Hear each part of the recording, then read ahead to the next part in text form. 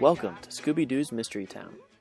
Begin your journey at the Mystery Incorporated Training Center, where you will learn from the gang how to solve mysteries of your own. From there, you will select your own vehicle and head out into the haunted town of Crystal Cove. Your group will be able to choose your own path. You will encounter advertisements, flyers, and restaurant menus throughout the park, inviting you to specific events. You're always welcome to just drive around the park and see what kinds of fun you can find on your own. Vehicles have built-in safety protocols, and will also add to the immersion by breaking down when you get close to your desired mystery location. Your group can go wherever you like, but beware. There are mysteries just out of sight at all times. This park features 5 unique areas inspired by classic Scooby-Doo locations. These include the swamp and mansion, castle, seaside town and island, college and museum, and the circus and amusement park. It's up to you to find your own mysteries, assemble the clues, and trap the villain. This park features puzzles, hidden passages, escape rooms, stunt shows, and roller coasters. I'm not sure if you've seen Mysteries Incorporated, the 2010 series, but that really cool, the overarching plot added so much to that series, where they're going through every single episode solving a mystery, but there's also these certain clues that don't get resolved until the very end of the second season. So that kind of thing would be really cool if you and your party uncover a clue, which leads to another clue, which leads to another clue, and eventually you catch the bad guy. But then when you're done, you're like, where's this clue for? We got this one clue that never resolved. What's that? You have to come back to the park and find more of those clues to complete this bigger overall plot. I had an idea for an overarching plot across all of the areas. Yeah. That accumulated to a large escape room lighthouse. Whoa. So what I was thinking is whatever the overarching plot was, I don't know, I'm not a writer. Right. We can hire writers for that. Yeah. You would find clues that would help you, different clues and bits of a puzzle that would help you enter the lighthouse. Wow. But the lighthouse was actually one large escape room with multiple levels. Yeah. And then only one team can solve the final mystery. And at the top, when you finally solve the final mystery, you could turn on the lighthouse, and that signals that the plot was completed. I love that so much. Dude, that's amazing. I was scooching up on the edge of my seat. I'm like, well, what happens when they get to the top? That is so sweet. I love that. And it's got such a huge symbol that you can see from even outside the park of yeah. Hey, somebody solved it today. Because that wouldn't happen every day. If you live next to this park, it'd be really kind of exciting for you, once a week or, once a month, the lighthouse comes on. You're like, oh my gosh, someone solved it. That's awesome. Now that you've sparked my interest with that, I'm like, okay, we can start developing some storylines here. I want to start just a flow chart of okay, what's the story that's going to connect all 5 of these different parks? And man, just in another life, I would love to be a TV writer, especially for a series like Mysteries Incorporated, because yeah. I love classic animation, and then being able to bring that into a modern era with a really good plot, especially if you're allowed to make references to other materials that you love. Just that series got so many things right, and I think it encapsulated a really cool way of looking at classic animation and bringing it into a modern, more thoughtful era. Where it's just way better, just way more amazing, and I don't know, but just engrossing, and the story just kind of envelops you and your whole party. I think that sounds so cool. I think a lighthouse makes a really good escape room anyway, because they're usually very simple buildings with just one door. There's only one way out of there. So if you encountered some kind of bad guy or some kind of force keeping you in there, that wouldn't be too hard to do. If that one door gets locked, you're kind of stuck. You got to go to the top, and then maybe you have to figure your way back down as well. Yeah, I've been doing a lot of escape rooms lately, and I really enjoy them. I love them so much. That's something I've been kind of brainstorming recently, is because escape rooms, for anyone who hasn't been to one, first of all, go do one. Even if it's a bad one, it still can capture your imagination. Just escape rooms, I think, are such a really cool way to design an experience. It doesn't have to be expensive. It doesn't have to take up a lot of room. It doesn't have to be in a nice part of town or anything. And it can just give you this huge level of engagement that even a regular theme park doesn't do. It's next level. It's some pretty cool stuff. I'm glad that that's a trend that's catching on. It also helps you realize which friends you want around when the apocalypse happens. I'm definitely not bringing Jason. Sorry, Jason. That's rough. That's hard to hear. But yeah, that is true. You get to see your friends in a totally new light of like, I've never seen you work this hard before, or like, you're really smart. Like, I mean, I knew you were kind of smart, but like, I've never seen you solve a puzzle like that. That was so quick. Like, there's just all these really cool things that humans generally don't have to do. Unless you're Jack Bauer or something. Like, you don't have to solve all these like crazy mysteries and like uncover these plots in your daily life. It's pretty cushy most of the time, but this is a 1 hour like experience that's pretty intense. Like, definitely gets the adrenaline pumping. We were talking about having like secret symbols, like for people who are just total like hardcore roller coaster people.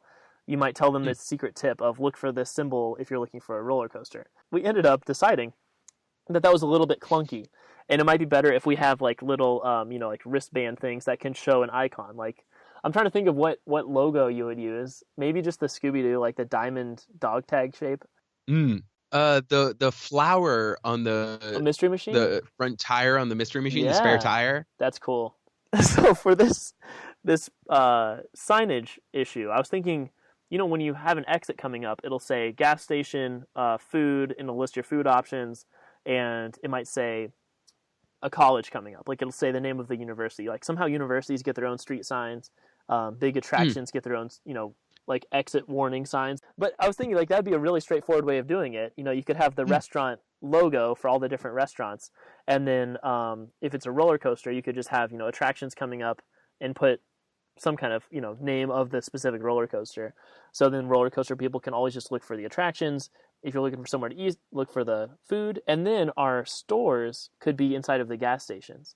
If we wanted to have like specific themed memorabilia, you go to the gas station, because remember how we're using that trope of the mystery machine breaking down all the time. Breaking down, yeah. Yeah, you could like, okay, well, we got to pull into this gas station and get, maybe it's just because you're out of gas. Like, you don't want to be like actually having huge engine failure all the time. It's like, oh, you're out of gas, find a gas station. And then that section of town has their version of memorabilia. Yeah, it's either like they're selling it in the gas station, like a lot of small towns, like so it'll have all the swamp T-shirts are available in this one gas station, because it's just a podunk little like swamp area. They're not going to have like a Walmart or like a specific boutique store. It's just built into their gas station. It opens the opportunity, especially in like the Swamp Mansion one, for like some fun swamp themed like clothing or that could be neat, and some cool theming, just kind of bayou culture type stuff. It'd be pretty sweet. Bayou / whatever world we create. This just popped in my head. Here's the name of the store in the swamp. It's called All right, Buy You Some Stuff.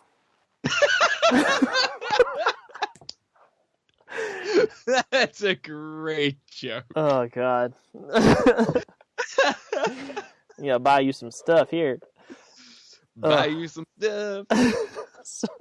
We did miss an opportunity in the seaside town / island for an amazing Sea-Doo stunt show. Oh, cool. Yeah, that'd be neat. Yeah. They do those at theme parks too. Like there's a precedent for that. We could hire people who already have that skill set. That'd be cool. We do some pretty cool stuff. And you could do fireworks out on the lake or whatever, our body of water is. Something that I was thinking about adding, that was originally something we talked about for the Indiana Jones episode that got lost, was basically using the roller coasters as a chase scene.